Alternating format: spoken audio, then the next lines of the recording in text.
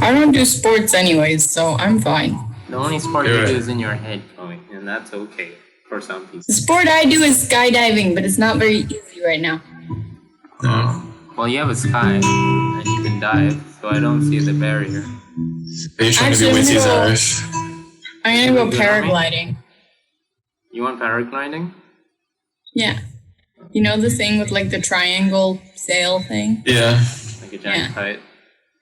There's a course around here because they always do it off the mountains and everything. Did you do it running now? Did you do it recently? Huh? I think it's running now, but I'm waiting because I've got coursework still. I'm still trudging through it slowly, and I'm nearly finished. Isn't it due in September? Like unofficially due in September? I know, but I just want to get it over with. Like I don't want to worry about it anymore.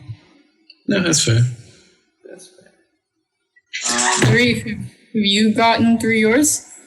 I'm like 80% done. I do most of it during my internship because I don't have to do it. Yeah, I saw your interview with Jacob. I didn't expect anyone to watch the whole interview. I mean, I was sort of like just playing like video games and like just listening to it in the background. Okay. That's okay. But I mean... Did you finish I know you finished like part of your Britain-England film, but is that like everything you're going to do? Or I think weren't you making another one? This summer? Yeah. So I've handwritten the script that I wanna read out. But I just don't have the time. I want to finish my coursework and then I'll work on it. Yeah. You'll be happy to find out that it has you quite a bit. Yay. In it. But the funny thing is, when it comes to experiences with me, I tend to describe people more than anything. Because I guess that to me is what is most significant. You tend to describe, sorry, I missed the word. You tend to describe people. People. Yeah, fair enough.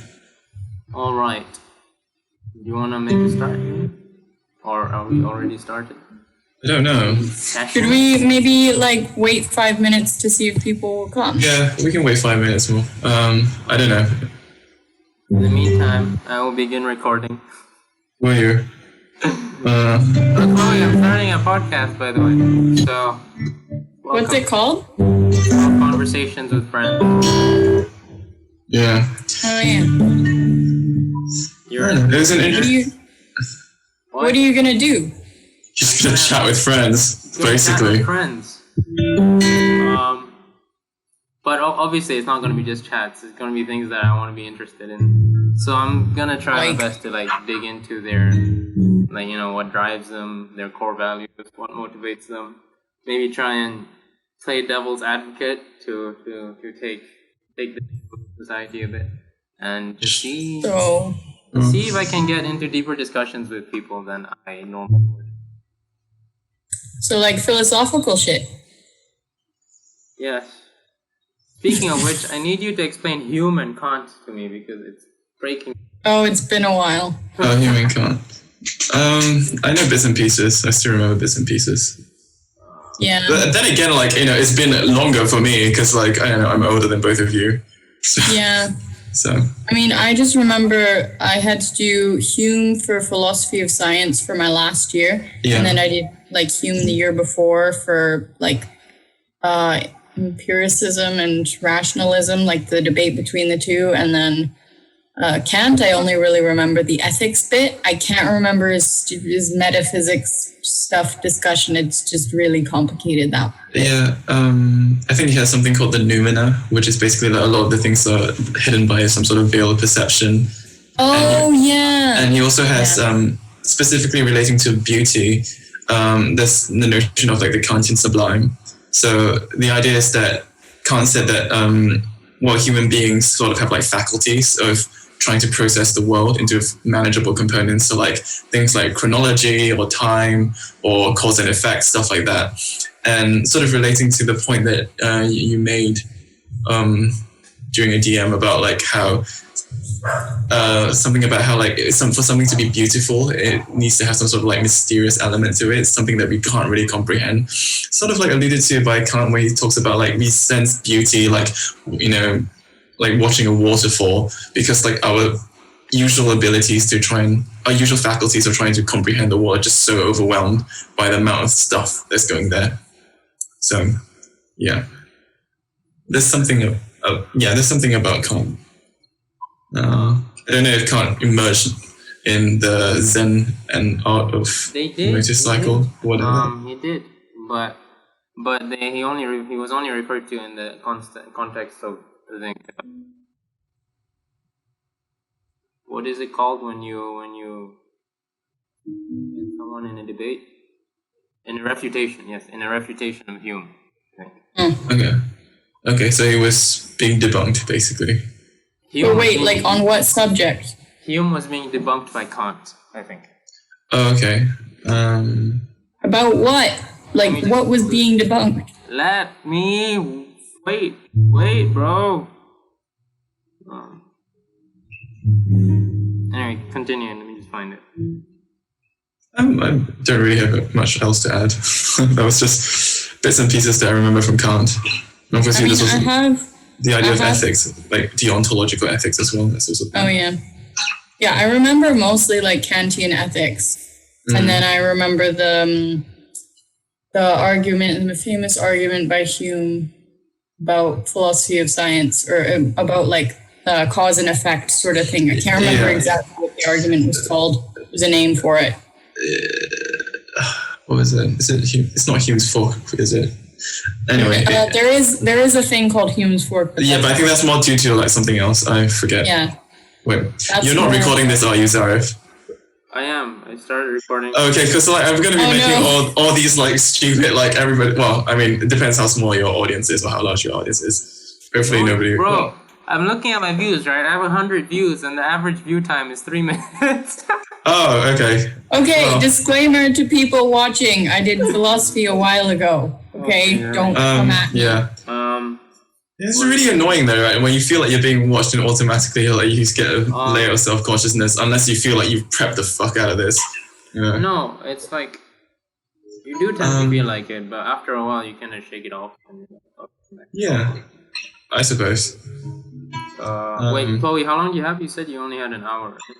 Yeah, I'll stay for around an hour, just because like I'm specifically my parents were going to this like friend's house, and I specifically said I'm gonna just stay home for this one because I have work to do. So I feel like kind of terrible if I'm doing this instead of doing work when I said I'd be doing work. Right? Okay. I mean, can argue that this is work in some sense. I'm sure you're. Yeah, but you know, if you study humanities, also, like you can always like construct something. I do have work to do anyways. Like I just really want to get it done. Yeah. So, is it morally suspect if you refer to something, but your definition of it is different from someone else's definition of it? Like for example, if Chloe says work, but she includes this in work, but her parents obviously think it's academic. Is that morally suspect? It's kind of like lying by omission slightly, isn't it? Where there's some sense in which it's true, but you're also manipulating the context in some way to, get what you want. So, yeah. So it sort of boils down to the question of like, is it technically a lie? And yeah. I want to get into this is basically my break from my work. Yeah. So like they expect me to take breaks, so I'm not exactly like. Yeah, stay well hydrated and take plenty of rest breaks. Yeah. No, that's fair. Okay, so I found the passage. It's to do with Kant's critique of pure reason. He's trying to save scientific empiricism from the consequences of its own self-devouring logic. Is this an argument against logical verificationism? This is argument against empirical reason, I think. Okay, it's one of those things where like, I probably have to like sit down and read it if I have to offer anything intelligent. It's one of those things I studied in the second last year of school. So it's like 3 years ago now. I know I did an exam on this. I just can't remember. You remember passing the exam, so. Yeah, I think it's so fickle in the human memory, but I guess, you always have life to contend with, so you have to get rid of extraneous stuff. I mean, I remember the ones that were like easier to understand, like Plato and Descartes, but like the Kant, I remember being the hardest one. To the last night before my exam, I was like stress reading about Kant and like, I don't know what he's saying. Did it ever when you study philosophy, did it ever come to a point where everything made sense or like just recall? Just memorization? No. Well, it depends what I guess it depends on like what the form of assessment is, right? Do you understand enough in order to answer the question, or to like talk intelligently about a question is very different from have you figured out the true answer to this deep philosophical question? No, I mean, for me, like... Yeah, go on, sorry. No, as in like, what exactly is your question about? I mean, as in... Do I feel like I've understood a particular thing well enough to be like, okay, here's the answer to this philosophical question? No. I think I'm comparing it to like, my whole education, it's like, I've studied things for exams, but I can't truly say that I've understood it. And is that the same for philosophy as well? Because, I mean, you can't just study it like objectively from a distance and not apply it, and it just becomes like just any other subject. Sure. I think I can say I've understood it in the sense that I was able to understand the philosophers that I needed to know, and I was able to understand each of their arguments. And then I was able to sort of form my own opinion based on all of those arguments. So I was, I think my best one was for the philosophy of science. I really felt like I understood that. Whereas when it came to other stuff, like, let's say ethics, it was a little bit less, like I did have my own opinion, but the argument, I felt like it was a little bit less structured and like I didn't have as much evidence. So I think there's certain degrees of confidence that you would have with each subject. Ethics is slightly tricky because I think you sort of have two things to deal with. One is the metaphysics of moral truths, and the other one is what exactly is the correct moral judgment in the first place. And those two sort of like interact with each other. That's in a way that's like somewhat non-trivial, and it took me a while to like also be comfortable with that when I studied philosophy for my A-levels. But I don't know. What do you mean? Sorry? By that? What do you mean by that? So there's a question when it comes to about discussing like the philosophy of morality. There's a question of, are moral truths objective? Are they a fact of nature? Can you deduce them from nature, etc., etc.? Then there are also questions of like, in this particular, well, typically it's like in this like moral dilemma, what is the right thing to do? Well, there are different ways of making moral judgments. Sometimes people say, oh, the utilitarian argument is the correct one. Some people say, I don't know, according to Kant, for example, who might have a deontological view, there's some things that just as a matter of principle, that is the right thing to do.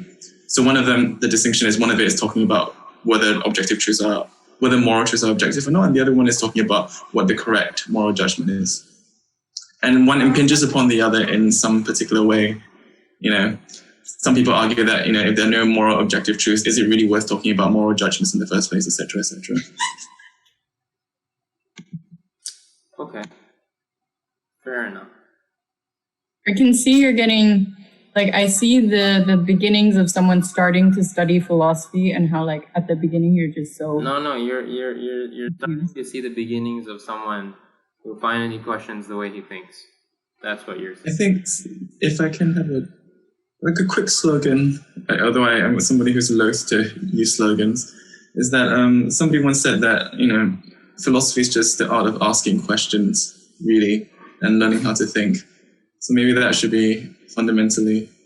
I think that was sort of my guiding principle as well. There was a lot I didn't understand. I had to read a lot of texts, like Aristotle and stuff like that, and sometimes my understanding was a bit skewed, but I was sort of guided by an inherent gut feeling about what I felt plausible, what was plausible and what was not plausible. I think that's true for a lot of people who study philosophy as well. And you sort of bring this intuition or this gut feeling into conversation, hopefully a meaningful conversation with the thoughts and ideas of other people before you. And from that point onwards, you sort of refine your own ideas, and maybe they expose some assumptions that you've had that you haven't thought about, or maybe some gut feelings that you have expose assumptions that other people have, and you can explain why you think they're wrong, etc., etc. Do you think it's basically like you start off as a block that's not, I'm just putting it as an analogy because that's the way I see things. You start off as a block, right? There's no shape, there's no sculpture. Is it just over time, are you uncovering a sculpture that's already within? As in like... Are you asking that that's what the process of philosophy is for most people? Is it just uncovering something that's already there? Or is it... But there's a question as to what... Oh, no, go ahead, Chloe. Sorry. I would say that for me, it was because it wasn't like I just suddenly chose, I'm going to do philosophy. It was like obligatory in my school. Like you had to do Obligatoire. So, yeah, obligatoire. Luckily, we didn't have to do it in French. Like, I wouldn't have been surprised. But,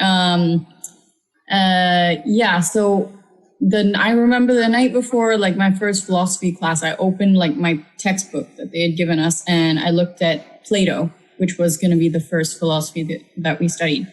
And he was asking these questions, and when, he was making his arguments, I was sort of thinking, well, I've had these thoughts before, right? It's kind of cool. I mean, for me, at least, it's like you've had these sort of deep thoughts in your mind, but you never like bothered to write them down or explore them more, I feel like everyone at some point has said, like, what is the meaning of life sort of thing, and had these philosophical thoughts, but you never bothered to like go deeper into it or think more about it. Whereas when you study philosophy, it's sort of like you're bringing those thoughts to the forefront and you're actually questioning yourself and the questions that you've asked previously, like before without thinking about it. I think to expand a bit on what you said, I think most people know these thoughts and they're familiar with these ideas they might flip over in philosophy, but most of them don't want to go into it because it is really difficult, because they have to think about the way they think. I also would venture to say that some of the academic philosophy is kind of like masturbatory in some way. Like it's just very wanky stuff. Like it's really like, it's just very wanky stuff and very pretentious. I don't think it actually does anything other than say, look how smart I am and look how many big words I know, So there's also that you have to contend with. And for me personally, I always try to make things as clear as possible. I think clarity is important as opposed to trying to hide my thoughts in using a very flowery language. How do you distinguish between janky kind of fake philosophy and real philosophy? I don't know if I distinguish it. What do you mean by that? No. As in, when I read a particular when I read a particular text, do I go, oh, that's real good stuff, that's legit, versus, oh, this is just a bunch of bullshit? I mean, a lot of it is just like stylistic. I just don't. There might be like genuinely good ideas in something that's been written terribly, So it's not a distinction. Just because I don't like the style or the presentation of a particular philosophical argument doesn't mean that it's not legitimate. I think that's like a hallmark of a lot of continental philosophers, like Heidegger and so on and so forth, who are famous for writing very abstruse ways.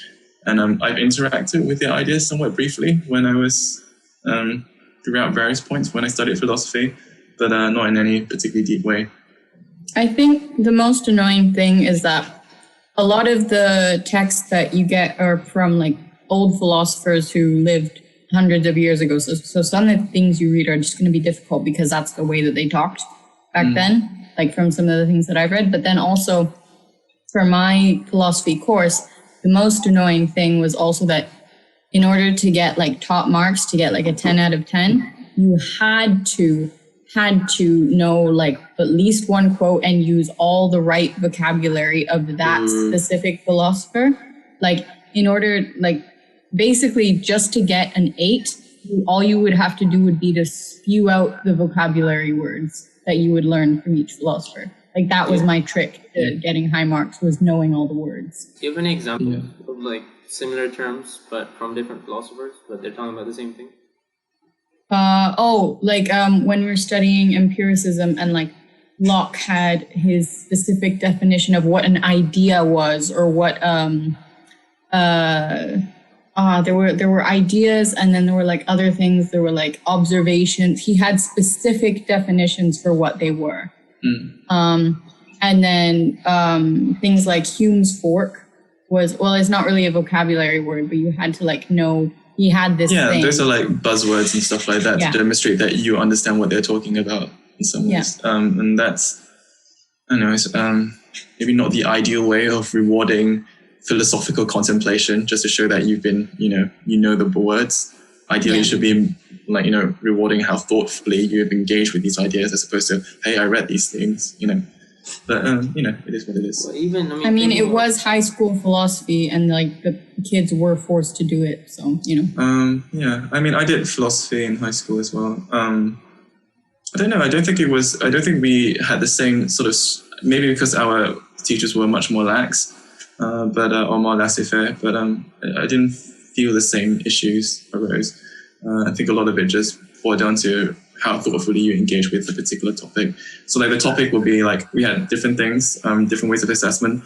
One of it was kind of like, I don't know what you call them. It's kind of like source-based questions when you do history, where like you have a particular passage and it might be philosophically relevant or whatever. And you have to sort of like deconstruct the argument, like premise this, assumption this, implies this, essentially implies that.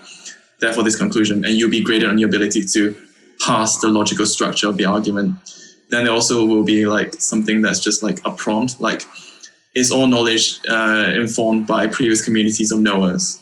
And then discuss. You have like, and that will be worth like, 25 marks or whatever, and you have to write something intelligent based on that prompt. And that wasn't rewarding specific knowledge about like, oh, this person said that, or you have to talk about X, Y, and Z and list all the things. You have to really just construct a meaningful discussion and a thoughtful discussion, and that was what was rewarded. And I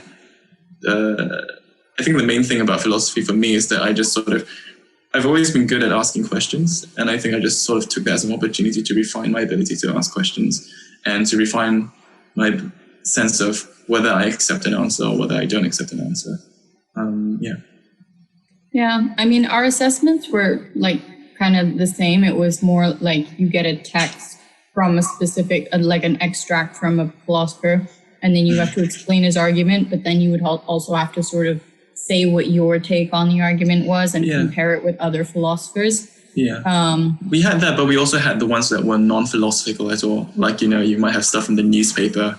There was a form of assessment just testing purely your ability to think logically and see how the logical arguments fit together. So I think for us, that was more in English, because we also all had to do English. Yeah. And so in English, we would get like extracts from newspapers, and we would have to say like why their argument is effective and stuff like that, and what are they talking about.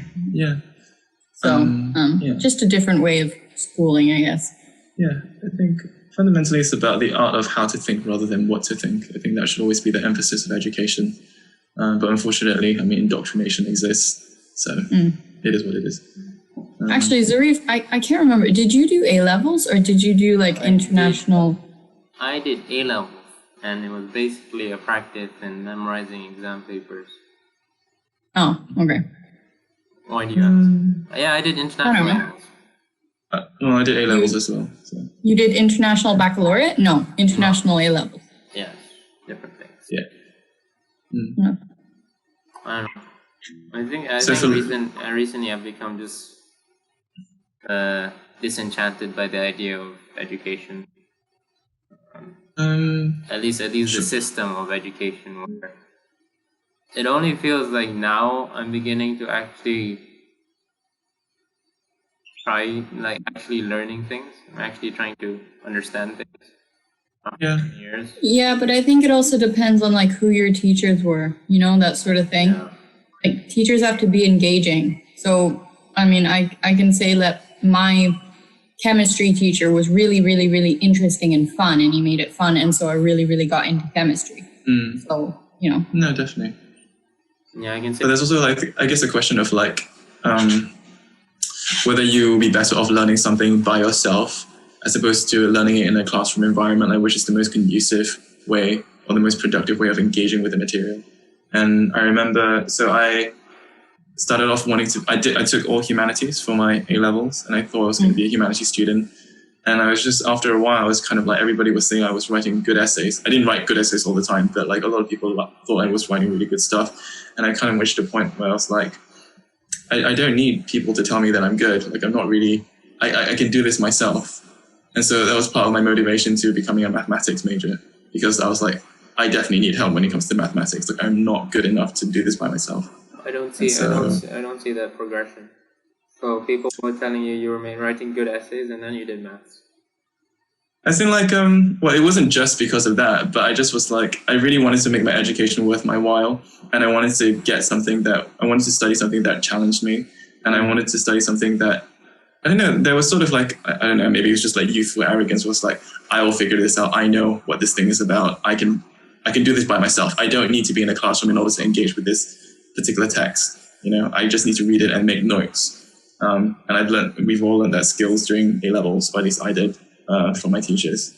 And yeah, I felt like when it came to the humanities, as long as you were sensible and you were organized about your thoughts, you can pretty much get a lot of, good stuff from whatever it was you're reading.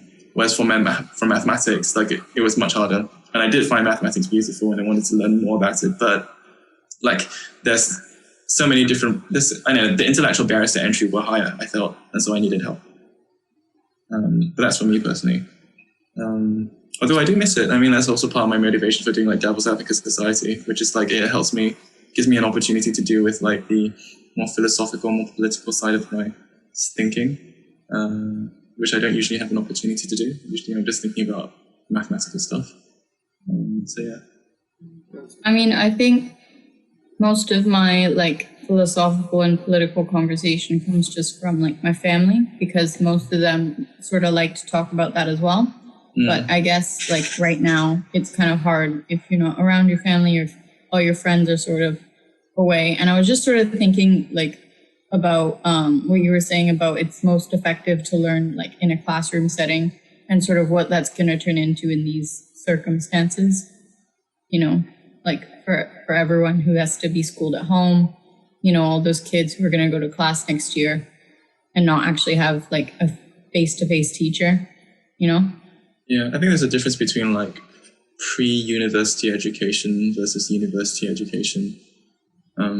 Yeah, I don't know. I don't know how much help people need when it comes to that stuff, I guess. I'm not sure if I'm properly engaging with your question, Chloe. I am. No, I'm. I don't know. Just throwing it out there. Okay. I'm of the opinion that if you actually really want to learn something, then you have to strive in the face of difficulty towards it. What if the thing that you're learning is simple? Do you want to make it difficult just to prove to yourself that you've really mastered it? Is that necessary? Simple. Okay, so for example, like addition, right? Possibly, sure. Some people still might find addition difficult. I guess the question is like, how deep do you want to understand a particular idea? Also, that's also a relevant thought to have. But yeah, I mean, I think ideally what university is for is to be an environment where you can engage with people who don't think like you and who challenge you in some way, and where you develop the skills to think independently as an individual. So yeah, I think I'm getting that slightly with my course. Okay. But there's a lot of the It's definitely more Sorry, challenging. hang on. All right. I think my dogs just want to come in. Wait. Okay, no problem. Yeah, we can just keep chatting. Yeah, I think it's a bit more difficult when it comes to STEM, but even then there are little ways to, because STEM, a lot of it is like, this is what works, this is what doesn't work, this is right, this is wrong. But there are also ways to be thoughtful about things. I'm becoming a component of like, you learn more when there is no definite answer to something.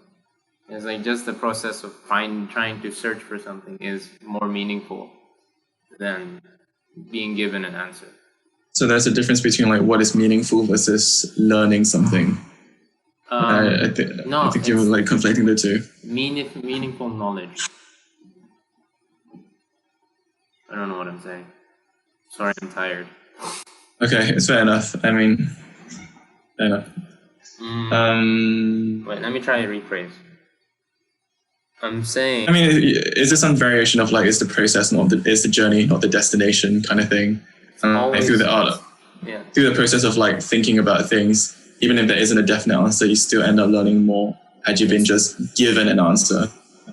Something like that? It's always the journey. Like, say you're given a formula as opposed to, like the way they teach sometimes in Japanese schools is that they would put one problem on the board, and for the whole lesson, kids would come up and try and solve the problem using what they know. And even if they don't know the answer, like at the end of the board, they'll have they'll have a whole board full of routes that they've tried to take. And that the knowledge that they gain from that is much more substantial than if they were just given that. It will stick longer. Yeah. I think that's what they do in our course. No? Really? Yeah, they give us like a problem and we're supposed to come up, like they don't really care if we get to the answer, they more care about how we reason. Yeah, but what they get in the end is just the answer. The journey is it's your own initiative to take. Like for coursework, you can just as easily copy a coursework as opposed to figuring things out yourself.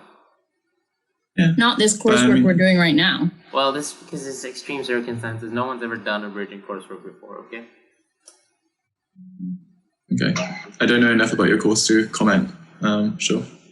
But yeah, I think that learning is not a spectator sport. I think that you have to get your hands dirty and that's how you learn stuff.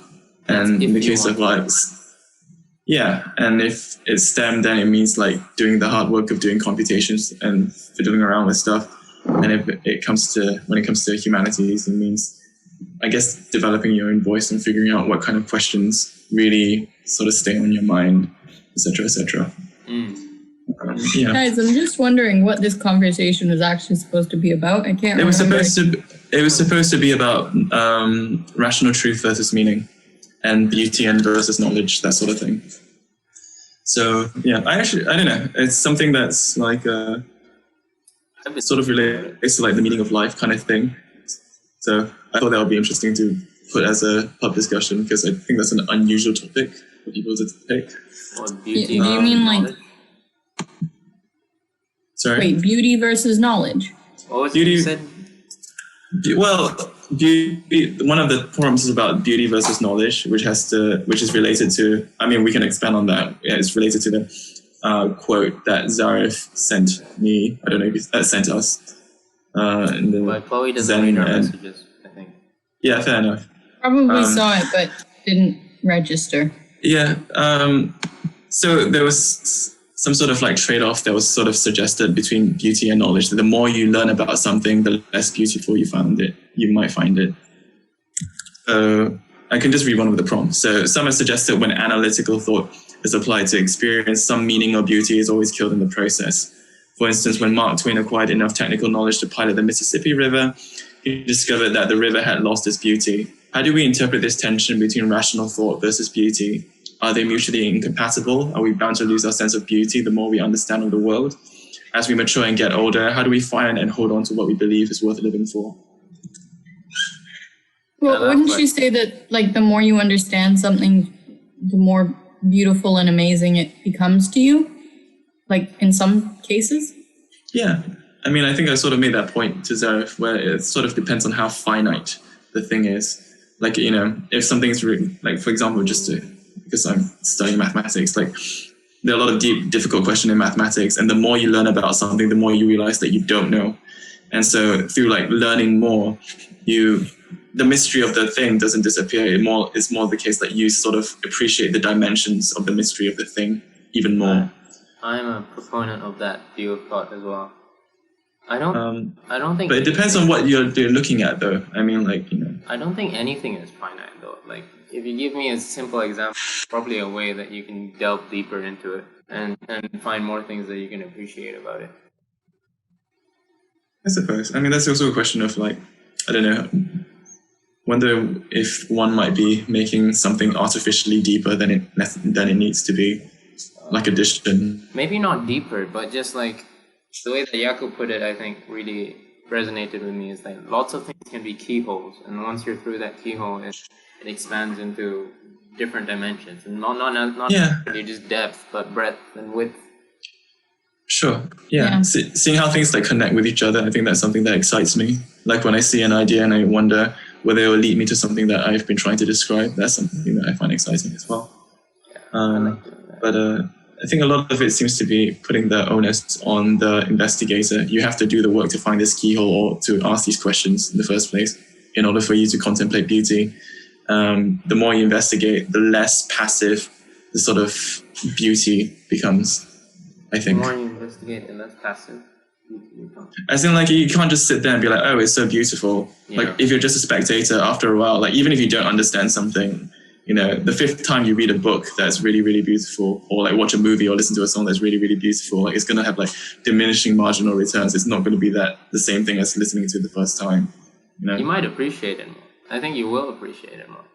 You might do, but that's like but it might not be, when we're talking about beauty, like you might appreciate it more, but it might not make it might become less beautiful. Maybe. I think of that as like, you know, things that don't have a depth become less beautiful the more like you deal with them. So just very things that like you can't really delve into that much. So, but then like other things, such as if you enjoy looking up at the stars at night and you enjoy seeing, you know, the Milky Way and everything like that, if you're lucky enough to be in an area where you can see that, and it's beautiful. But then as soon as you start learning about, you know, like the astronomy behind it, and you start learning about all these stars and the different ways, like the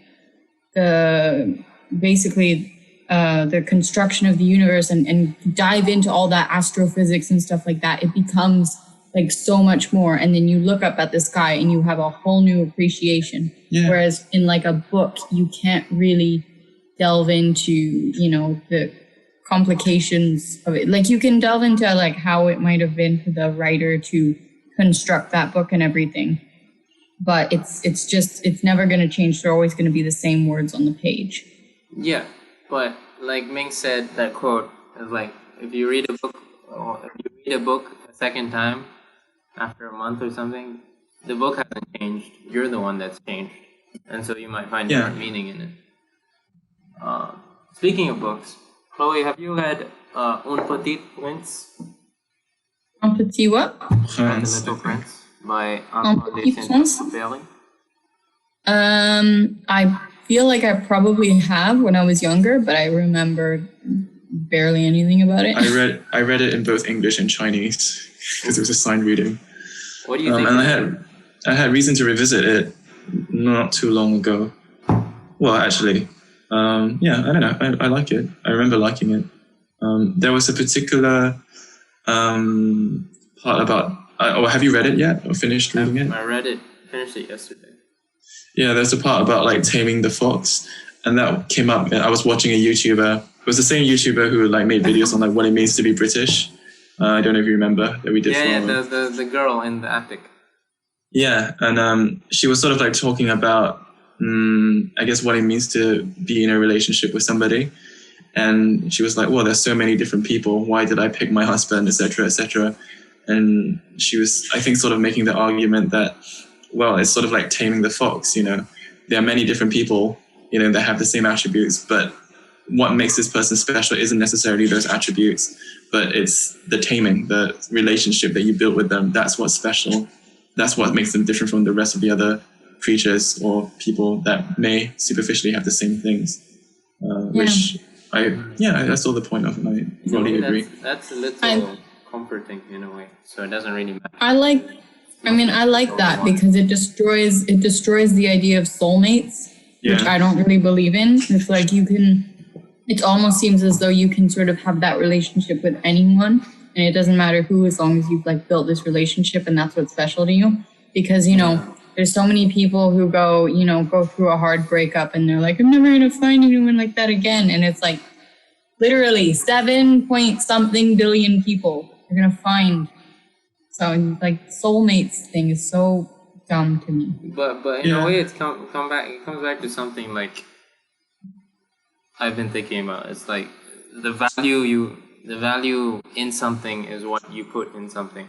So in a way, a thing doesn't have to be valuable first before you put time into it. You put time into something and then it becomes valuable. Yeah. I think that's the point of the taming the thing, right? The value was the relationship that was built rather than the rose being inherently a valuable thing or inherently special.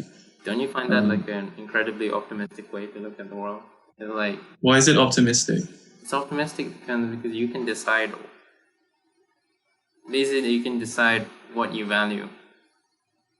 Well, yeah, that's like it's sort of like it reminds me of existentialism, like what Sartre says.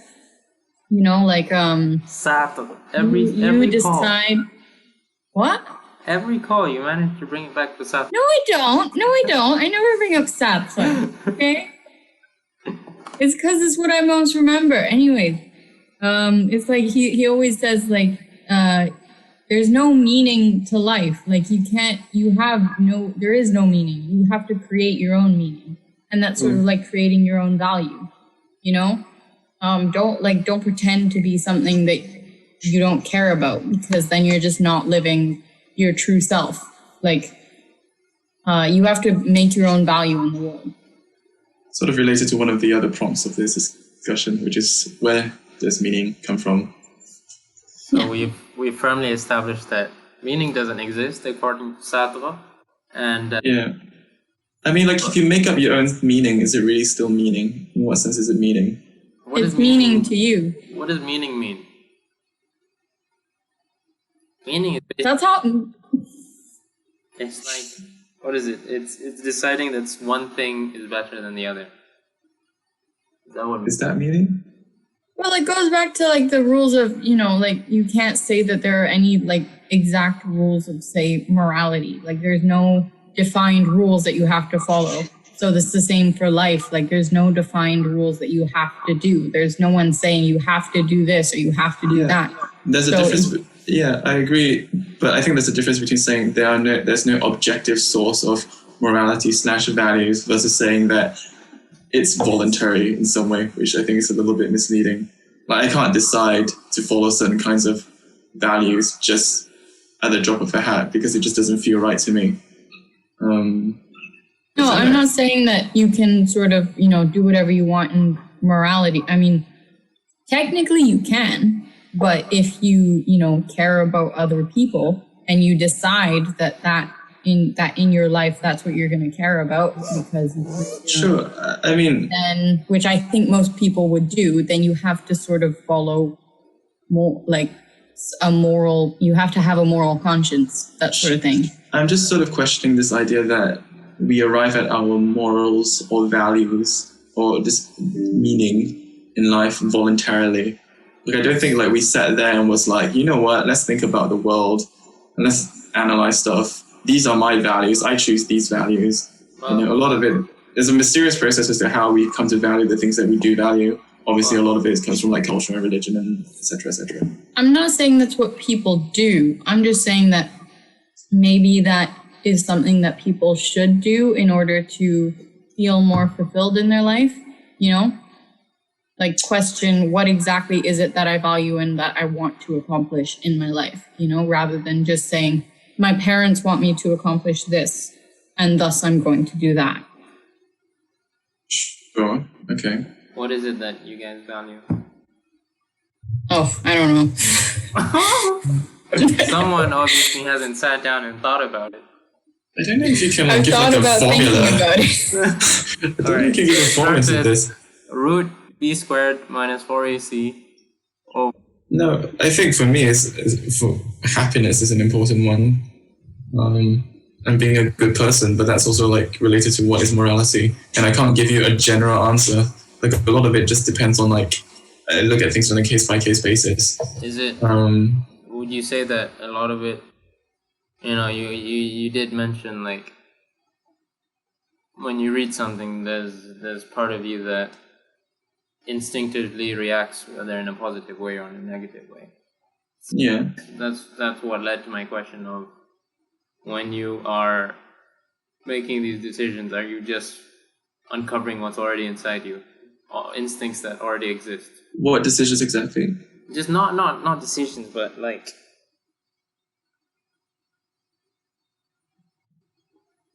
Chloe, help me out here. I don't know what you're trying to say.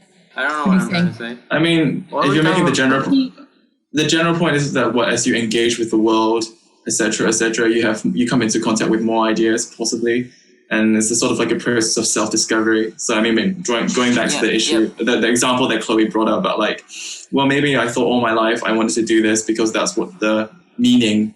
That's the meaning that my parents gave my life. But in interacting with other people through this process of self-discovery, I discovered other things that I value as well. And I discovered that I actually prioritize these things, more than what my parents valued for me. Yeah, that's what I'm questioning. Like that word self-discovery means that there are things already within you. So are you just following gut instincts as to what is right and what is wrong? I think a lot of us do, but I also think that these things can be changed. I think I was bringing that up because I guess in reaction to something that Chloe was saying, that it was sort of like, well, there's nothing objectively true anyway. We sort of decide what's meaningful, but I don't think it's as clear cut as that. I think we find that as human beings really difficult to let go of certain moral instincts, even if they end up transforming into certain slightly different guises. For example, like we might have the same, when people move from one political ideology from another, maybe their moral instincts haven't changed at the base. It's just that they had a better understanding of what they found important or how they understood the situation. So that could be an example of meaning has changed for people. It gave them a different sense of priorities and how to best fulfill or carry out these moral instincts. Okay. I accept that as an answer. I'm glad. Yeah, good. I guess going back to the question of like, it's sort of like difficult to figure out where exactly, it's sort of difficult to figure out why you value the things that you value. I guess the question is like, how do you sort of bring this into conversation with other things? Like, how do you decide to change, basically? Or when do you decide to change? I don't think... I mean, like, it's really difficult, like, if you believe something, you have some moral belief all your life, for example, like, it's really difficult, although, like, Chloe will say, well, there's nothing objectively true, but, like, for people, it's really hard to just, like, stop believing that moral thing. It's some sort of hardwired into you in some way. And so there's some sort of process that you use. Wouldn't you say that it's sort of hardwired into you, isn't like just the way you've grown up? And the reason people can't sort of let that go is just because that's what they've known their whole life, and letting it go seems like throwing yourself into an existential crisis that you really just don't want to have. Yeah, you throw away your moral values, you're throwing away part of yourself. Yeah, I think part of people's identities are what they believe to be true and what they believe to be right. If you let go of certain important beliefs and fundamental beliefs, you are letting go as a part of yourself. But I'm just curious, obviously we can't go through life, not believing anything. Well, most of us anyway. And I'm just curious about this process by which we allow the world to change us versus how we also choose to change the world. And what people's thoughts are about that. I don't think it's as clean cut as that. I don't think it's necessarily a conscious thing where you're allowed. I mean, it's inevitable. You are in the world, and therefore you are changed by it, and just by a matter of fact that you are in the world, you change the world as well. So I don't think there's a clean-cut distinction between where one changes one thing and the other changes the other thing. I guess the point I'm making is that when there's a conflict of values, you can either absorb it or you can resist it. And I take your point that, like, obviously that's not like a clear-cut thing all the time. Like, there are many different cases where you might agree with the world on something, you might resist the one other thing. So I'm just curious about the process for people. Because for me, like, I value my individual autonomy and moral thought very much. So I resist a lot of the things that other people say because I just feel the need to make up my own mind. Does that ever cause a problem when when a lot of what people say, do you ever resist an opinion just because it's a mass opinion? I think there's an instinct there's a part of me that has this instinct to be contrarian, to be suspicious of something that's popularly held. But I also just because something is popularly held belief doesn't mean it's necessarily wrong. But I am generally wary of things that everybody else believes. And no, actually, let me rephrase that. I'm generally wary of rhetoric and slogans. And if something comes to me in that particular form, I will be suspicious of it. But, for other things like, say, for example, science or mathematics, those things don't necessarily come in the form of slogans. So I can have faith that due process and due diligence has been done, so that is worth believing. How about you? So, yeah. Me? Yes, you. Me? Yes, you. I don't know. I don't know. I don't know. I feel like you right now, Zarif. I'm just, I don't know. I'm kind of I don't know. to be honest, I'm just kind of tired today. I don't know. It's like I'm just going with the flow. Okay. I don't. I mean, I think that myself, I find it really hard to pinpoint what are my core beliefs and everything like that. Like, I know, I value knowledge, above most things, and so that's sort of what I focus on in my life. But I don't know. It's really hard to, think about what is it that I actually value, and yeah, I don't think it's as conscious or conscientious as might be suggested by a conversation. Sometimes you just instinctually react against something and you don't really know why.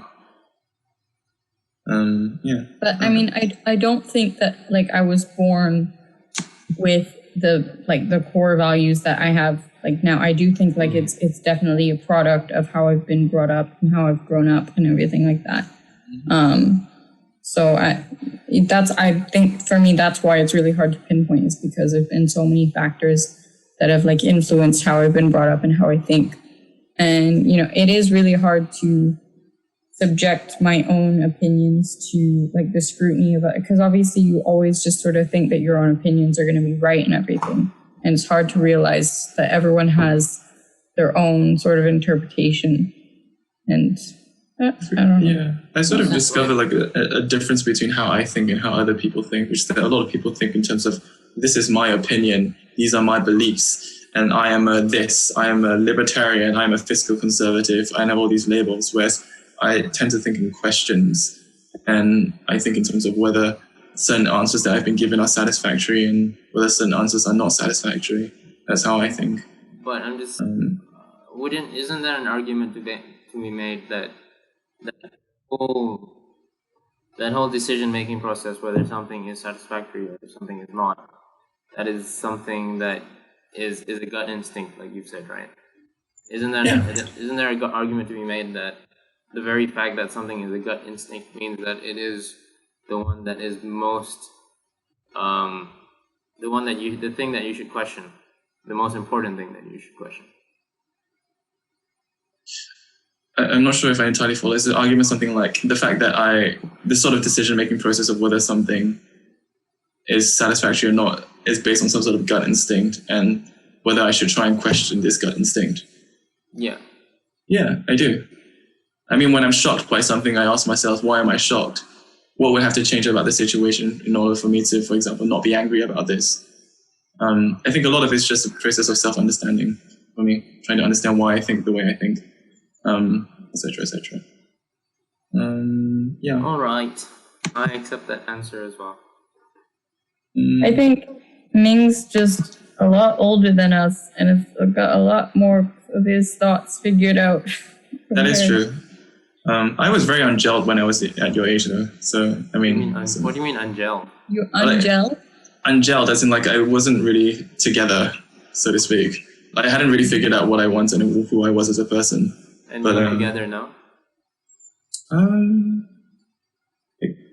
Sort of. I mean, I could always be better, but, I have a more assured sense of myself. I think when I started undergraduate, like you guys... I was sort of I understand a lot of things and I have an original mind. So, and I'm going to ask all these questions and people are going to understand, I had a very strong sense of what my voice was. And Can I? Yeah. Question. A lot of people have these certain moments where it's like almost like an intellectual awakening.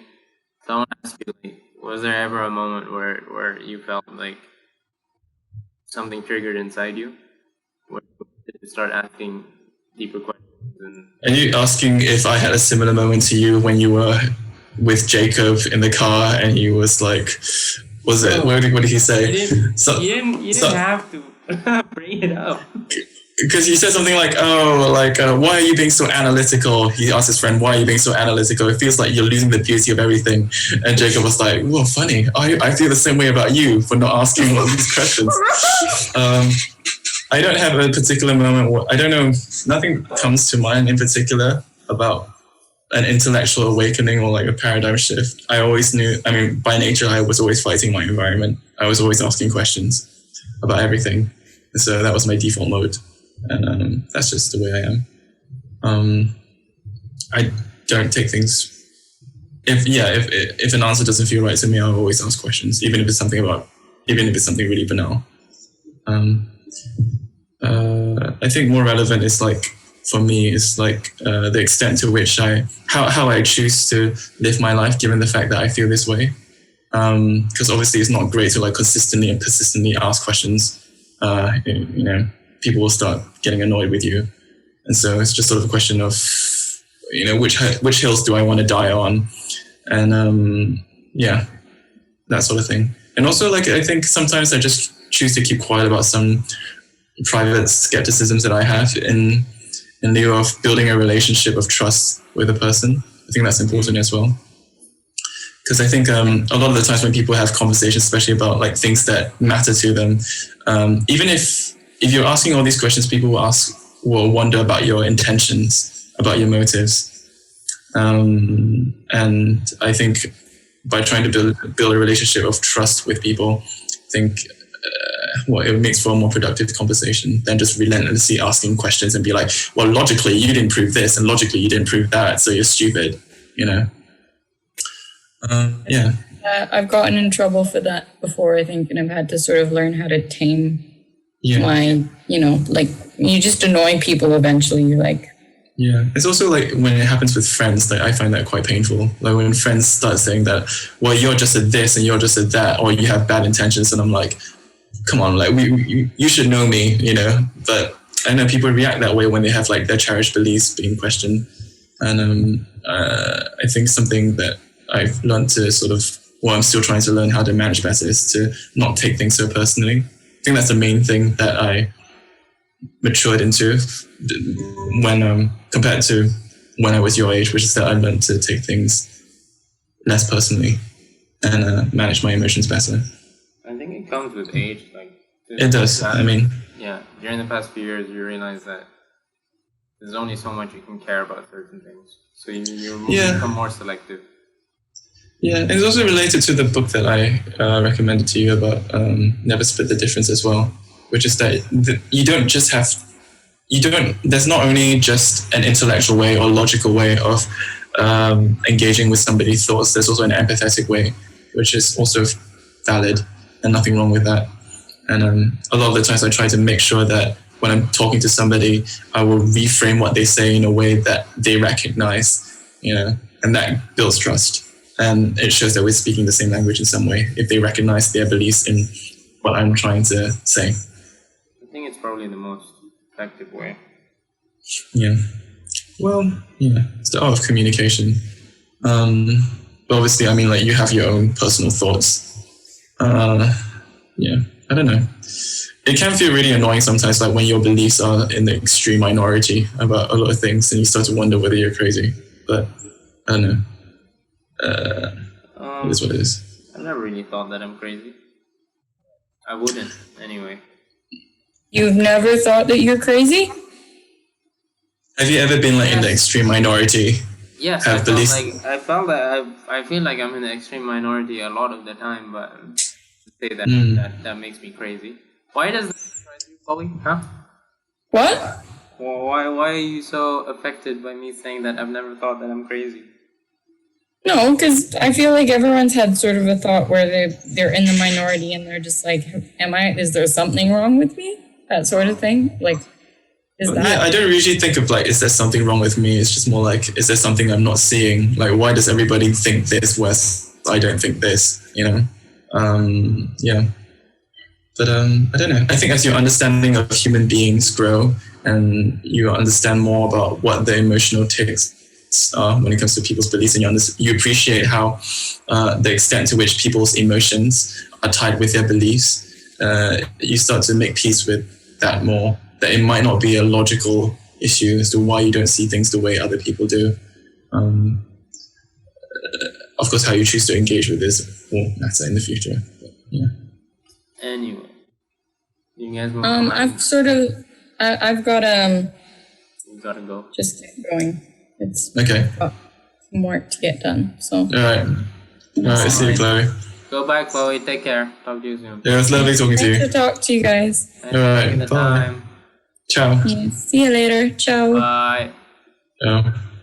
It's just you and me, amigo. Did we actually really talk about stuff? I mean, we talked about sort of like where this meaning come from. I think we sort of decided that like, well, it's really hard to say. It's a product of our environment in some way. And I guess as you grow up, you have more experiences and more interactions with things outside your immediate childhood environment. And you sort of go through this process of self-discovery as to what matters to you. We said something about that. I don't know if we had anything. Self-discovery as to what matters to you. Yeah. But then that's a constantly changing thing as well. Like what matters to you? Yeah, that is. Yeah, you're not a static thing. It's just But that doesn't make self-discovery any less valid just because yourself is changing. so Are you okay, sorry? yourself is changing, so you are continually discovering yourself. So it's like this: you're here. This is you changing. This is you trying to find yourself. So, and you Yeah, get closer to it. possibly, yeah. But I guess as you get older, like the common theme is that you don't change as much. Maybe. Possibly. I think a lot of people don't change. I think about certain things. I think a lot of people like to think they've changed a lot, but in essence they don't. I'm trying to think in some ways how I've changed since I was a child. I don't know, in some senses I've changed a lot, in other senses not really. Some basic impulses still remain. But yeah. then if we're gonna ask, if we're starting to ask like, what does it mean to change? Then we have to define what it means to be someone in the first place. Yeah, that's true. But I mean, like, not necessarily. I mean, like, we already we suggested before that somebody's beliefs is very closely entangled with their identity. So this gives like a very visible criterion of like how you might have changed, where you used to believe something, now you no longer believe that thing. So this is if the belief was very, very fundamental, like say a political belief or a religious belief, and then you lose that, that's a very significant sort of change. As for like change that are not marked by beliefs, that's I guess a more complex conversation to have. Change that is not marked by belief. I think, wouldn't everything about you comes down to belief? Whether belief that something... No, I mean like how you might respond to situations, like what makes you happy. Maybe some things used to make you happy before, now they don't anymore. I don't think that change is necessarily reducible to belief. Well, you believe that something makes you happy. I mean, just because you believe that something makes you happy doesn't mean that it actually makes you happy. You know, if I'm a drug addict and I think that cocaine makes me happy, it doesn't actually make me happy. It might just make me feel. I might just be dependent on it. Then we have to define what happy means. I don't think it's... I mean, we can always have conversations about what definitions are. Is it particularly crucial in this case? The conversation was, are there ways of changing that aren't necessarily reducible to beliefs? I gave the example of, well, maybe something used to make you happy, now it doesn't make you happy anymore, or vice versa. It doesn't necessarily require like a very clear definition of happiness. And also, I think there's a more broader question of whether, I know it's really hard to give definitions for things anyway. Does this mean that the concepts are meaningless? I mean, the classic example in philosophy is like, how do you define what a game is? Is it something that's played by two people? Well, I mean, no, there are things that, they're solitaire. Is it things that are, that involve cards? No, I mean, there are games that, don't involve cards, etc., etc. Like, it's difficult to give like simple definitions for things. That doesn't mean that the concept is, meaningless or vacuous. Okay. Yeah, I can see where it's probably a bit pedantic to go down that route for everything. Yeah. I think for happiness, I think it just sort of boils down to self-discovery again. You have to figure out what happiness means for you. No, but the reason is because I've thought about happiness. Like, one thing I like is that you can break down happiness into three things. It can either be pleasure, which is very short term. It can be passion, which is slightly longer term, slightly more sustainable. And then purpose is the third longest term. Where did you get this trifecta of happiness? This was the end of a book called Delivering Happiness, where the author was making it was about the development of a company that sold shoes and then was eventually bought by Amazon for $2 billion. But this is what he said. So yeah, when someone says happy, it's such a broad term to me that it's, and the fact that I've thought about it more than ever than a normal person means that I want to know exactly what they mean by happy. I mean, isn't the more important thing to figure out what you mean by happy when you use the word? I mean, for me personally, I'm always in the process of like trying to figure out what words mean to me. Like, what does love mean to me? What does friend mean to me? I'm very specific and I don't know, it feels important for me to be particular about these things so that I understand myself. I once remarked to a friend, like, he used the word love very carelessly. Oh, I love you. Oh, I love this person. Oh, I love this. And I just, for some reason, like, instinctually, that just felt off to me. I was like, why are you throwing this word around, love? It's a special word. It's an important word. For me, like, words are precious. And I guess that's why I have a very particular relationship with them. For me, like, what comes to mind is someone using the word, they use the phrase, I'm a hypocrite. And like, for me, it's like, Islamically, being a hypocrite is arguably being worse than being a disbeliever. So I'm like, okay, I get what you mean. You're using it in a literal sense, but that word had all the different connotations for me that it didn't necessarily have for him. So that's sure. what I'm talking about. But in terms of happy, I guess it's just the conventional meaning. If someone would say it, I assume they mean like just a positive feeling. Yeah. There's sort of like Mill, I think, who like sort of like ranked different types of pleasure and what pleasure was more meaningful and like nobler. And I don't feel the need to like, be overly scientific about these things. I'm being a creature of basic instincts.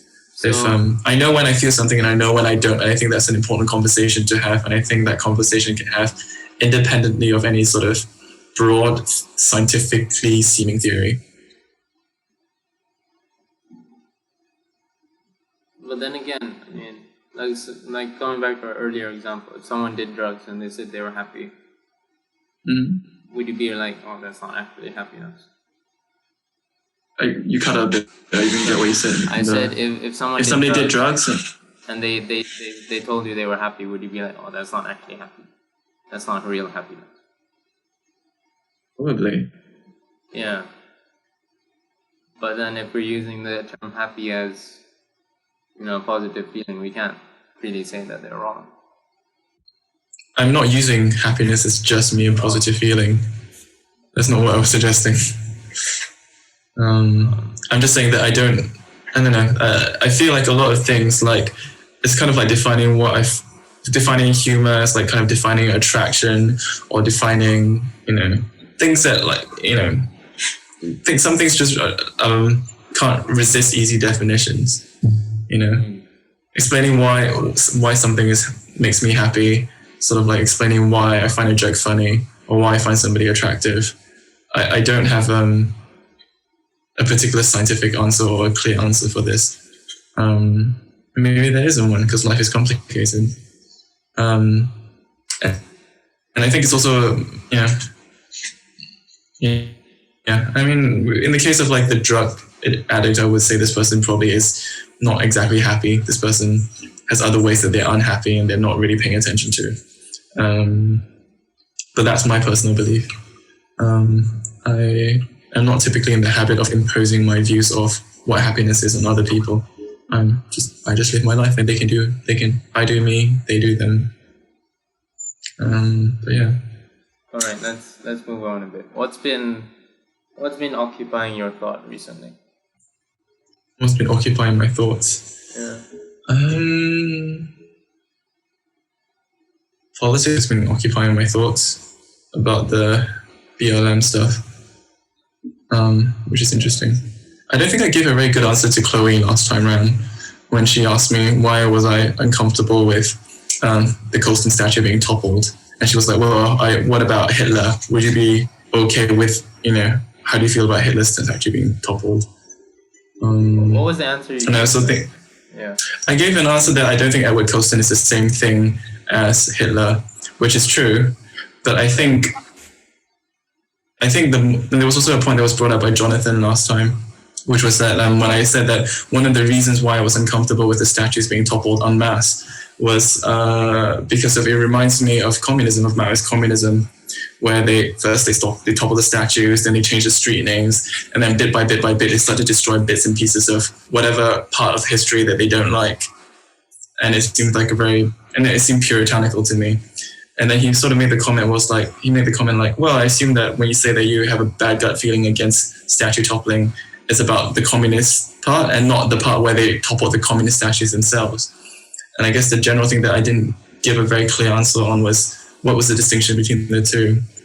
And I think the answer for me is that I don't think you need to adhere to any particular ideology to despise Hitler or to want his statue be toppled.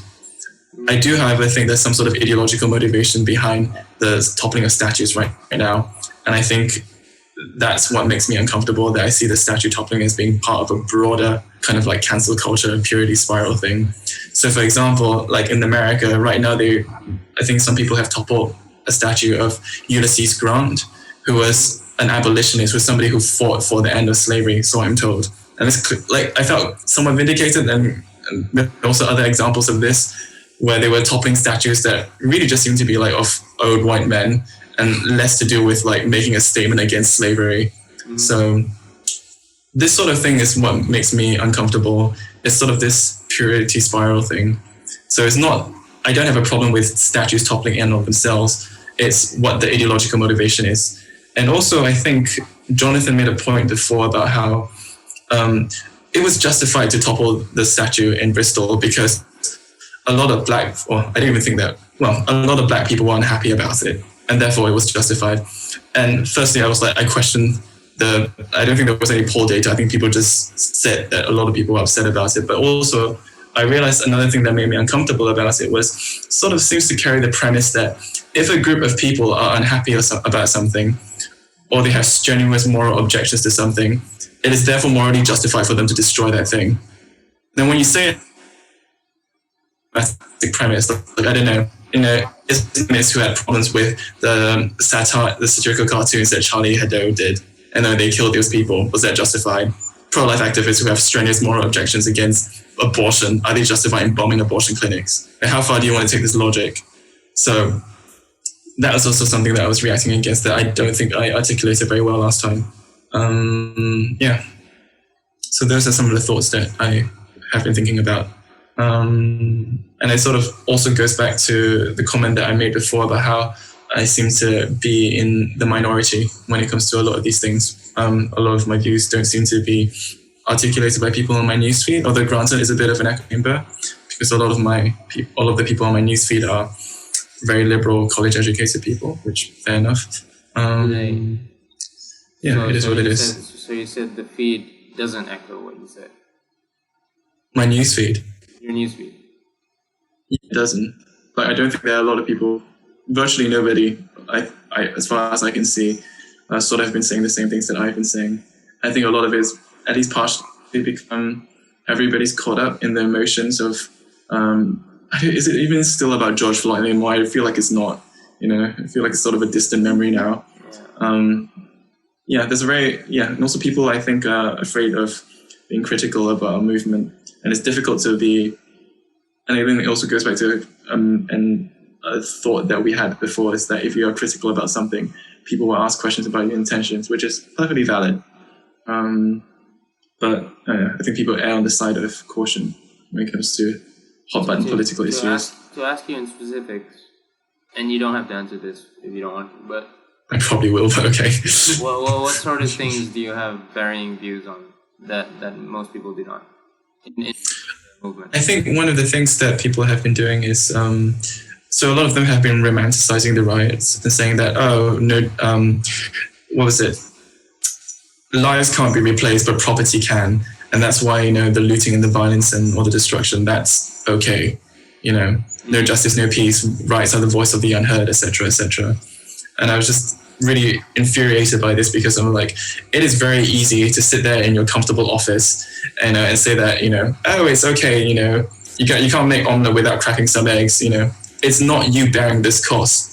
It's the local communities, a lot of them who are Black communities, who are having their businesses, destroyed, and they've been suffering already because of the financial issues due to the lockdown. A lot of them are having their grocery stores looted, and there's just nothing there. How are they going to feed their children? It's easy enough. I don't know. It was just so irritating for me. But something like that. But everybody was. Something like sorry, that. The way you put it doesn't seem like it would be very hard to convince people that was a valid argument.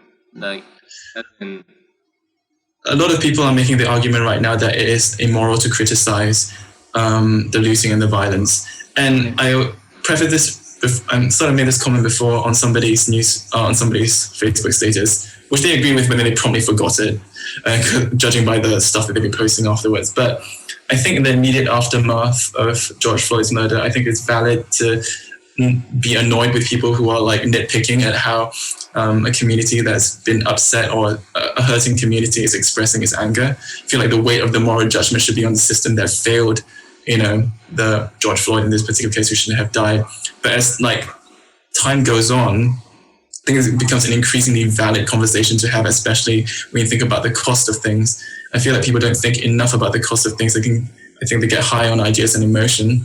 And it's very exciting to be it's very romantic to be a revolutionary and to pose as somebody who's been suffering a great deal, who's going to overhaul this brutal, oppressive system and, drag people to its freedom and that sort of thing. When you don't, and it's easy to think about these things when you don't have to think about the cost, There was a great tweet that I saw by some sports writer who was Black, and he was saying he tweeted a photo in the immediate aftermath of the George Floyd protests of a building on fire, and he was like, yeah, fuck yeah, no justice, no peace. And then when the rioters came to his community, he freaked the fuck out. He was like, get the fuck away, you animals. I was like, oh, typical, isn't it? This also, I think, raises another question that I've been thinking about, and maybe I'll do this.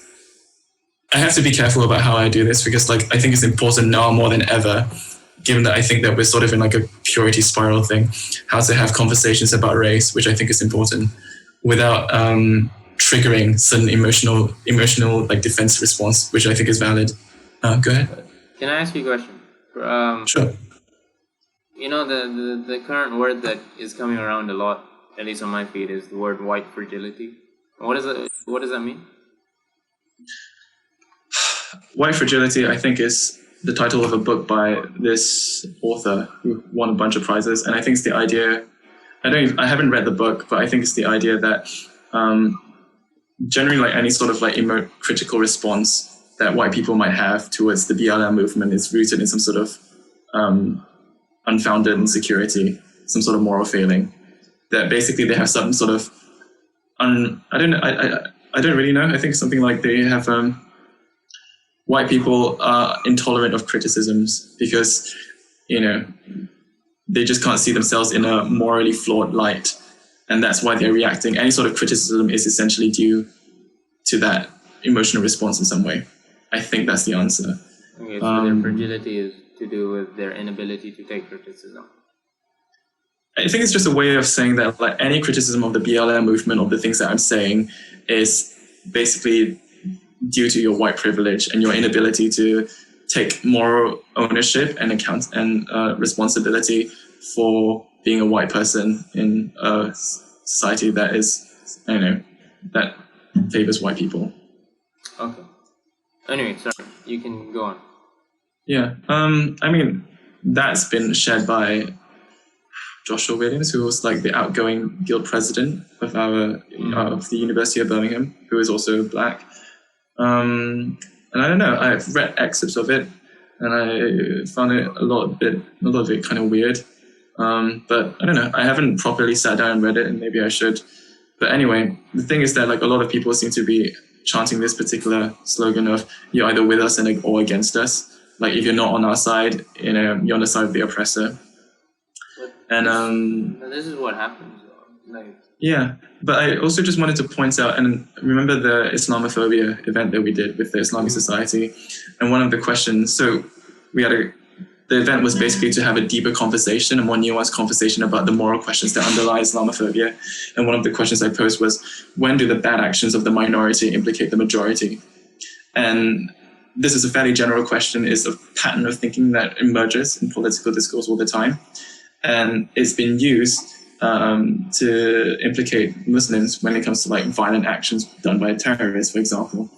I just wanted to point out that the same sort of pattern of thinking also happens elsewhere and is being pushed by a lot of people right now. So now they're saying, instead of the Muslim, they're saying, as a white person, if you do nothing, you are complicit in police brutality, you are complicit in et cetera, et cetera. So it's pretty much the same pattern of thinking. So it's almost the reverse. How do you mean it's the reverse? It's just basically saying that if you are part of, basically like if you fail to do nothing to stop this thing, you are complicit in it in some way. If you're a Muslim who fails, so like if you're a Muslim and you fail to, I don't know what this thing, if you fail to call out or like fail to eradicate the elements of Muslim Islamic extremism, you are in some way complicit in the act. And similarly, like if you are a white person, if a white supremacist beats up a black person and you fail to like do your duty, and this always is very vague, then you are complicit in that bad thing happening. And the thing is that like, what does it mean to actually do something to actually help change the things? I'm not convinced that pulling down statues is actually going to help very much. And also I think that, I don't know, a lot of the times there's a question as to whether these people, these activists, end up canvassing, asking for money, and that ultimately benefits themselves as opposed to benefiting the cause that they're supposed to be fighting for. I'm a little bit confused by it. I've seen this and I don't know if I haven't checked it out for myself, so maybe I'm talking rubbish, but I looked at the BLM stuff, and apparently like the funding that you give them goes towards some sort of slush fund thing where it basically gets repackaged and sent to the Democratic Party, basically for Joe Biden. And I'm like, I didn't know that. I've seen this. It could be wrong, but I think it's probably one of those things where like people sort of cover up their tracks a little bit because you can't be seen as like giving money directly to Joe Biden's campaign. But if that is the case, then it seems a bit weird to me. I also think that. Sorry, go ahead. Can I ask you just away from the topic a bit? It's like, I guess to put it simply, what makes you so involved in this current discussion about? I'm not very involved. It's just on my newsfeed all the time. It's what everybody's talking about. But also what makes me invested in this. Yeah, invested. Sort of what you're saying. Because just to my earlier point, like I've chosen to keep my mouth shut about a lot of these things. What makes me invested in it is because I worry about, it reminds me of communism, as I said. It reminds me of censorship, and it reminds me of the suppression of free discussion of ideas. And it's sort of a moralistic thing, which I don't like. I feel uneasy about this. So you feel like... I wonder what's going to happen next. And I wonder, it usually doesn't happen all at once, but I don't like being in, I guess I don't want to be in a culture which is gripped by dogma, where you can't have an honest conversation about things. And it seems like increasingly we're not able to do that, which worries me. And that if you try to articulate why you're not in favor of something, you are going to be seen as a traitor to, the great cause of racial equality. And somebody once said this before, and I agree with it, is that I think anti-racism is an important principle. I think it becomes problematic the moment it becomes a religion. Like I saw videos of, I don't know if I mentioned this to you, but I saw like videos of like white people like kneeling in front of black people and apologizing for being white. And there was also like a recent video of like a bunch of white people literally like whipping themselves and flagellating themselves and saying like, what if this was your white history? And it was just like, for God's sake, honestly, I don't think that's helpful. Yeah. And sort of goes on back to the point that, and I didn't articulate this very well, is that purity spirals, while they concern morality, is not really about morality, it's about purity. It's about like... What do you mean? I think that when people are in the grips of... Wait, first clarify what you mean by purity. What people think. What is the purity spiral? And then how they're wrong. I think purity spiral is when you have a particular standard and then you start applying this to everything in a very rigid way without any care for nuance. Mm-hmm. And a lot of the ways that this gets manifested is that there's this particular interpretation of what is right. If you fail to meet the standard, whatever that means, you are going to suffer or get destroyed in some way. So and the purity spiral is this current movement. Yeah, the current movement. And it's the thing that I have a lot of mixed feelings about BLM, is that I think the fact that they exist as a movement is important to the extent that it is forcing forcing America, and I guess maybe to some extent the UK, to have more honest conversations about race and police brutality. And I think that's important. But on the other hand, like some of the tactics and some of the ideas that they're advancing, I find a bit problematic. Yeah. Okay.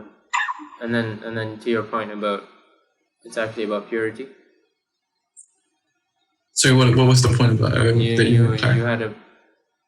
you were referring to that the problem was in the word purity. It's about purity rather than.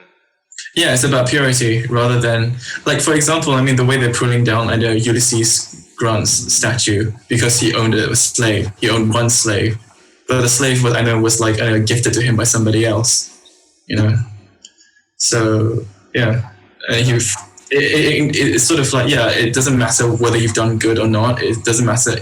People are not seeking to have a balanced or nuanced moral view about something. People just want to get rid of things that fail a particular moral standard. People have been calling to get rid of Mahatma Gandhi's statue because he said some racist thing about blacks, which I'm like, okay, so, interesting. Well, I still don't see how this relates to the word purity. How do you mean? What do you need clarification on? People have a particular standard about what it means to be not a racist, or what it means to be on the right side of history, marching for racial equality. And people have been applying the standard in very rigid ways to get rid of things. Okay. And to punish things. That's your problem with the movement. I think dogmatism is basically the dogmatic nature of it is what my problem is and my reservations are. And dogma in the sense that it leaves no room for nuance. Yeah. It just seems to be more about a struggle for power rather than like a struggle for, racial equality, is my view. What do you mean? How do you see it as a struggle?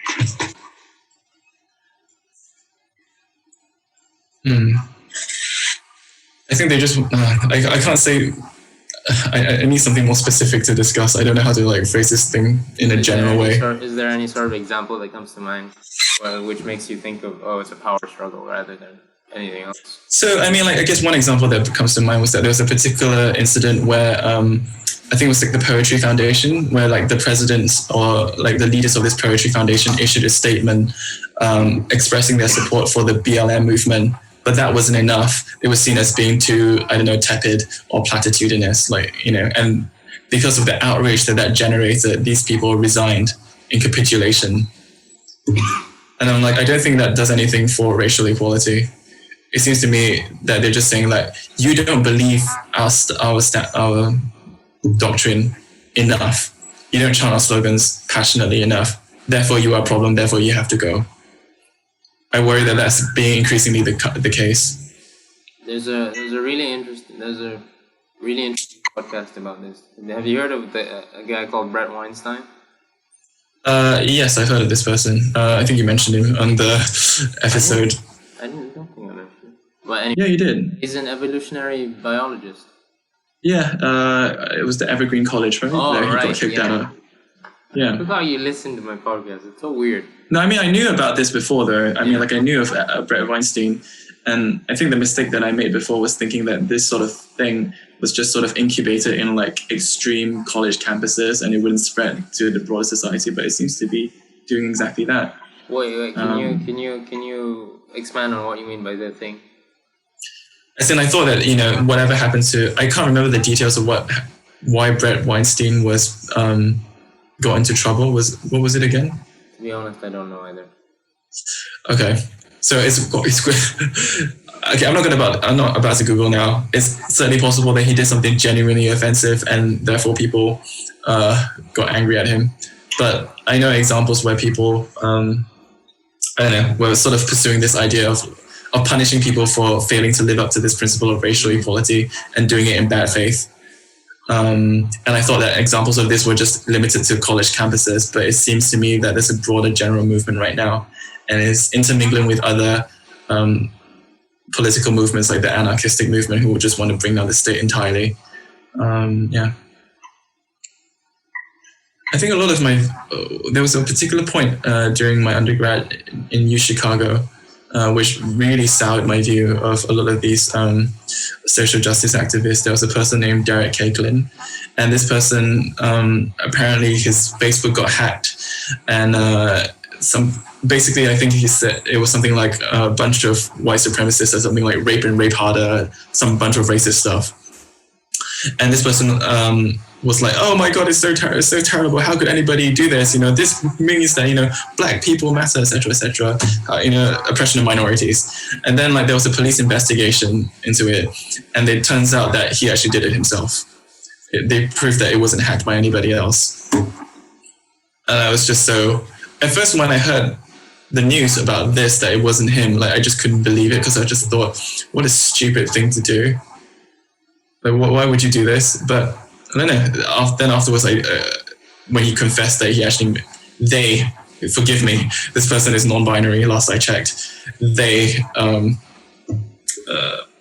did it. Then I just got so angry for the whole day.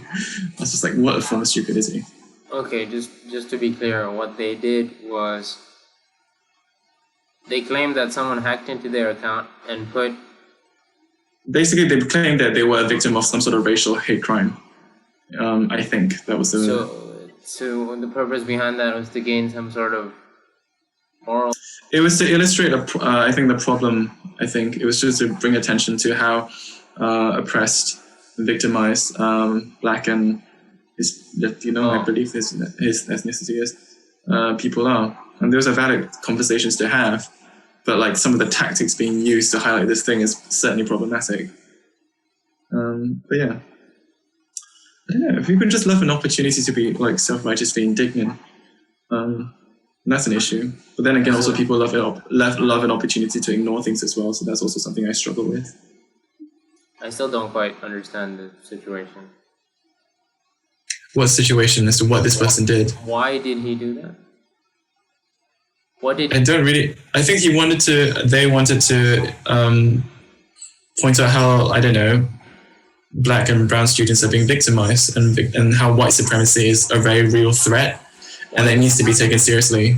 Wait, was he black or was he black? I don't know, Latino probably, but And they thought that this was the best option to do that? Yeah, apparently. That confuses me. It took me a long while to figure out as well, because I just couldn't understand why would anybody do something so stupid. Okay.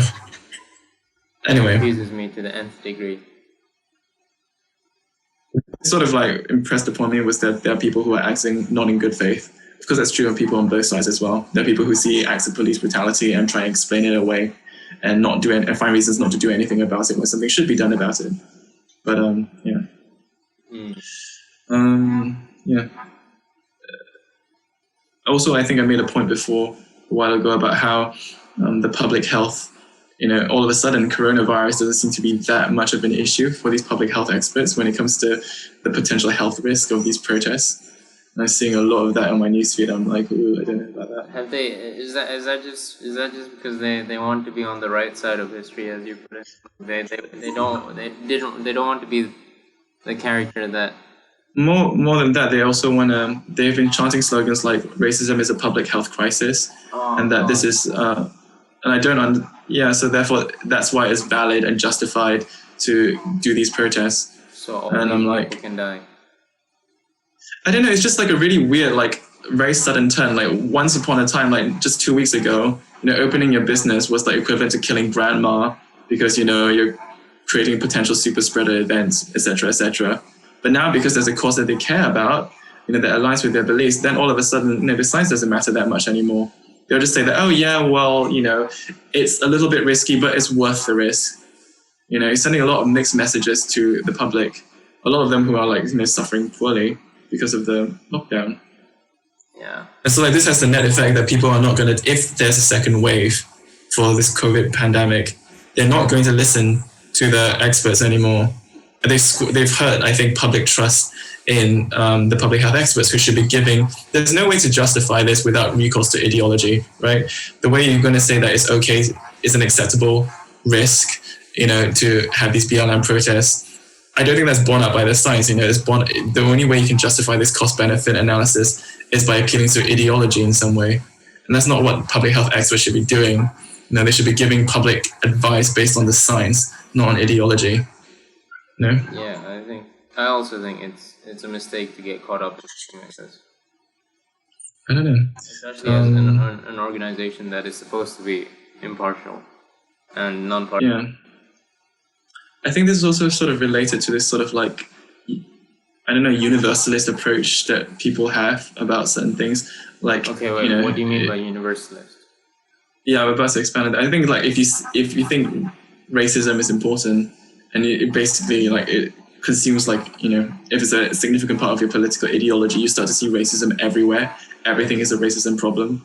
I guess like even if you're somebody who's like an evangelical Christian, you start to see Satan everywhere, that sort of thing. Mm-hmm. There's sort of like a theory of original evil or original sin.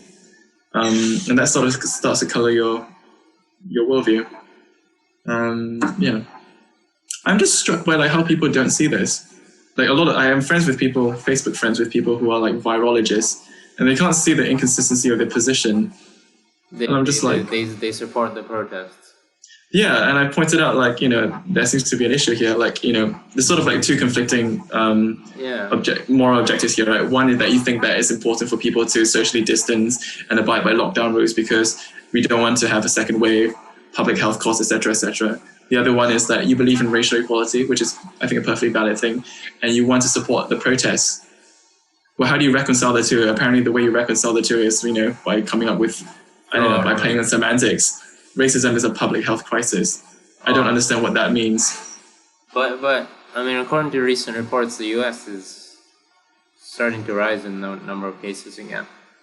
It is interesting to me that a lot of people are trying to say that don't blame the protests, blame parties, or blame this, or blame that. And I feel like that's not a very helpful way to think about things. It's the most illogical thing I've ever heard. I think a lot of people think about things this way, where they're like four modes of thinking. The first mode is, listen to this person. The second mode, don't listen to that person. The third one, blame this person. The fourth one, don't blame this person. Like these, I think, as I talk to some people, that generally are like the four main buttons that they organize their thoughts around, which is not particularly helpful. So, yeah, I don't know. Of course, like if you ask questions about this, they're going to call you a traitor to the cause of racial equality, which I'm not. But it's not dissimilar to like how people who resisted or were critical of communism said that they were traitors to the principle of equality. I don't know. I am curious as to at what point, not that history repeats itself in a perfectly formulaic way. I am curious as to when this is gonna come for religion. My prediction is it will come for Christianity first. What do you mean? What do you mean come for religion? So, I mean, there've already been calls for people to like start pulling down statues of Jesus and like remove his image from stained glass and stuff like that. So I wonder, like, back to the point about how like this is sort of a purity spiral. When are they going to start applying these standards, these rather rigid standards of what it means to be on the right side of history to religion?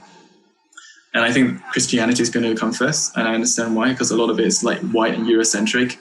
And there's certainly undertones of colonialism, and I think it's perfectly valid to criticize. A lot of colonialists have this sort of white man's burden, where they saw themselves as civilizing the savages of Africa, etc., etc. So they're going to definitely be critical of that. But then, as I pointed out before, it's going to be difficult for Islam to escape, because Prophet Muhammad is a slave owner and killed people as well, and there was also the Arab slave trade, and so. It won't be Islam first, because I think people are generally self-conscious about being labeled as Islamophobic, but at some point Islam is going to get hit. And this is what I mean by saying that it's a purity standard. They're just cancelling things if they don't like it, or if it was one particular standard that they don't like. They're not interested in having a nuanced historical perspective. Using this newfound obligatory kind of like metric ruler that they're just measuring things against, even if it's historical. Like, nope, doesn't measure up. Nope, doesn't measure up. I think it's valid to have a conversation about whether we should be critical of past historical figures. Like, for example, Edward Colston. I don't think there's anything wrong with saying that, he did some good things and good contributions, but let's not forget he was also a slave owner, and that's a moral stain on this country. And that's totally fine and valid. But when people start removing things and start destroying things and getting rid of people who don't agree with certain aspects of your ideology, that's what makes me uneasy. And I think Jonathan once sort of said that, he said something like, these elements, I don't like it as well, but these are the extreme fringe people, and I think the general movement is okay. And the point that I sort of made in reply during the conversation was that the problem is that like a lot of people are accommodating and encouraging this, they're not calling it out. So this thing is going to just spiral out of control, possibly. Unless, of course, it collapses, which it might do. And as also mentioned before, like the George Floyd thing, like so many people were united behind it. A lot of people could see how awful it was, and then somehow this became this super divisive thing, which is such a shame. But all right, I think I might have to curtail. You have to tap out right now. There, yeah. I mean, are you going to put this on YouTube? Because like I might get cancelled for this. What do you mean? What is there to cancel? I'm critical of aspects of the movement. That makes me a bad person. What does it mean to be cancelled? Like, people just don't... I guess, I don't know, they'll start, I don't know, they might attack me. They might attack my society, Devil's Advocate Society. Oh, my huge audience will attack you. Do you know the Bon Appetit magazine? Yeah. The food magazine, right? So some people made some problematic Twitter or like tweets and stuff like that. Somebody went through the Twitter history and like dug through all of them in order to like dig those things out, in order to cancel them, in order to get rid of them. So that's why I say like it's not really about like racial, equality.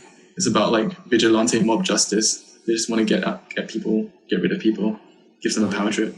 And the process of critical reflection has been impeded by a momentum of thinking that you're doing something right.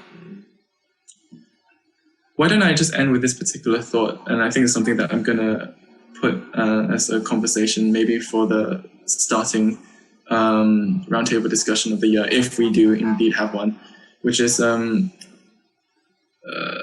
what does it mean to be an ally and what does it mean to be a traitor? So the idea, a lot of the arguments when it comes to that I see on my newsfeed is that in order to be an ally as a white person, you have to listen to the people who are of an oppressed background or oppressed community. But then the question is, which members of this oppressed community do you listen to? Because they don't all say the same thing.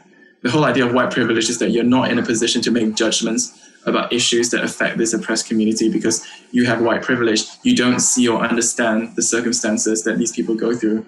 But if that is the case, how do you make the judgment of who to listen to and who not to listen to? And there are people who are critical of the rioting and looting who are black and who are, the ones who are in these poor communities who are getting destroyed by the looting.